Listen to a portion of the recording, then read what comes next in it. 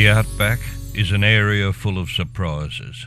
Parched in the dry, floodwaters kilometres wide in the wet season, and in spring, tree-lined lagoons and winter wildflowers.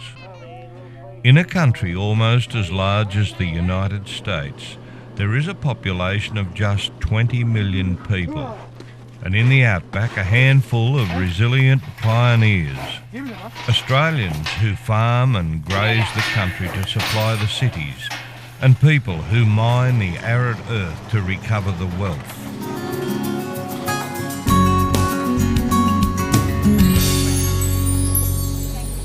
Our pioneers include doctors and bankers, teachers and plumbers, and they serve the country with spectacular success. With finite resources, they travel huge distances to deliver their service to a handful of Outback Australians.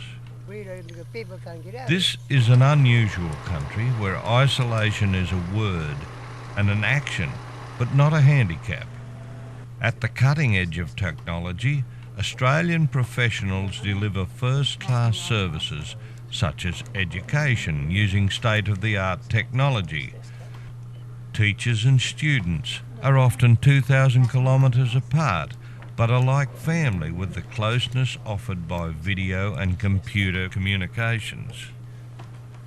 Within the learning community, distance is measured by need rather than time. A 400-kilometre round trip to deliver a 30-minute lesson was once common, but it's now dominated by video conferencing and data transfer. Despite these advantages, the geography of Australia has not changed. The Outback is populated by real people, doing real jobs in a landscape unaltered over millions of years.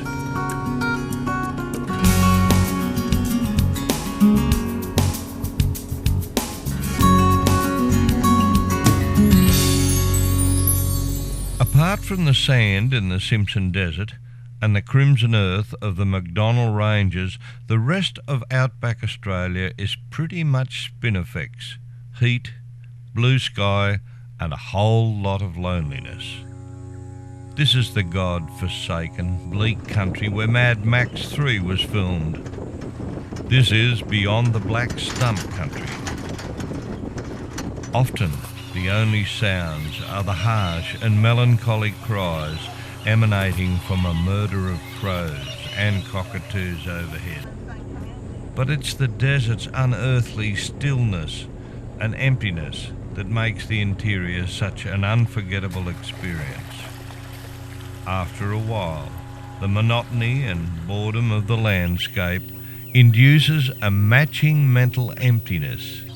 It's as close as you'll get to meditative nirvana, without spending years on a mountaintop gazing at your own navel. Since many of the highways were sealed, old-timers and hardcore off-roaders no longer think of them as a true outback track.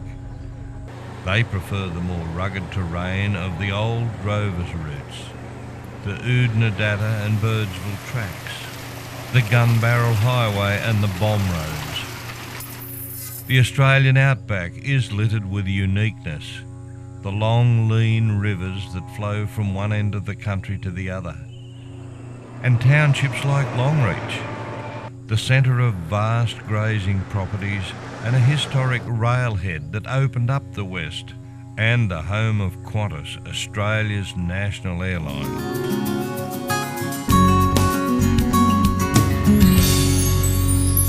In Australia, it is harder to be found than lost.